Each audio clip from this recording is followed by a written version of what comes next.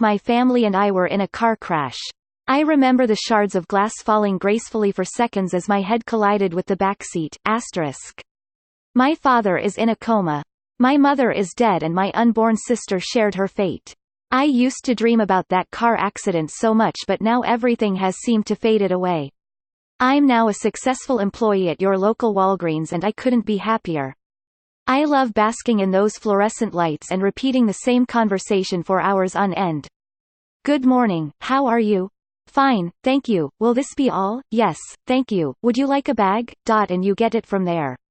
My life was monotony, until I started having those dreams. My dreams started as the same. I would start out in a house that I knew wasn't mine, yet I knew was mine. Moonlight would spill through the windows onto the floor, providing me the slimiest bit of light. I walked into the kitchen and saw a dark figure sitting at the head of the dining room table.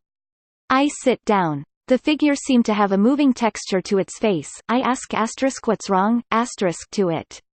The shadowy person coughed up a handful of maggots as it said, go to the foyer. At that point it burst into what seemed like 1,000 maggots onto the table, with one cockroach that scurried across and latched onto my hand.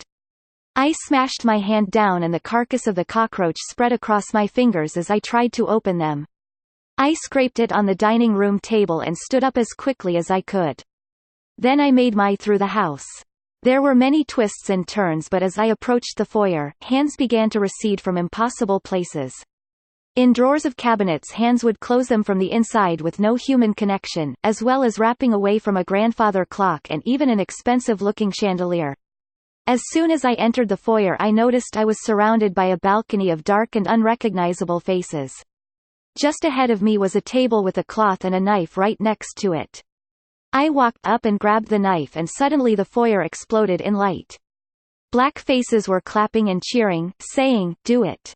Come on." I approached the table with the cloth to see it's a man on a surgical table. I tear the blanket away and see my dad's glassy eyes staring back at me. He whispers something inaudible before I wake up. In a cold sweat I launch out of my bed like I had just seen Freddy Krueger. Only to find a knife laying neatly in my hand. I inspect it closely. Gary Red Yancey. My dad's initials. I put the knife inside my closet as it's probably just a weird happenstance. Yet, I wake up 3 nights in a row from the exact same dream with the exact same knife in my hand. I don't have a mother or a father, but what I have is a friend I made in the military. Funny how you can spend 8 years in and still only land a job at Walgreens, right? He told me maybe it's all stress. Maybe it's just my hyperactive imagination. Which, he may be right, but how did that knife end up in my hand?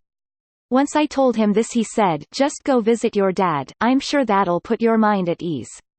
So I drive through the slick snowfall of January only to park 3 blocks away from the overcrowded hospital.